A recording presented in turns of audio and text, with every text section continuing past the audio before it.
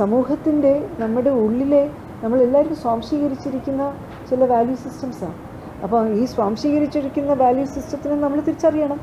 അത് എല്ലാവർക്കും അറിയുകയും ചെയ്യാം. നമ്മുടെ എല്ലാവരും തന്നെ വീടുകളിൽ കല്യാണം കഴിക്കുന്ന കാര്യം മുതൽ അങ്ങോട്ട് നമ്മൾ നോക്കുന്നത് അതാണല്ലോ, നിറമാണല്ലോ.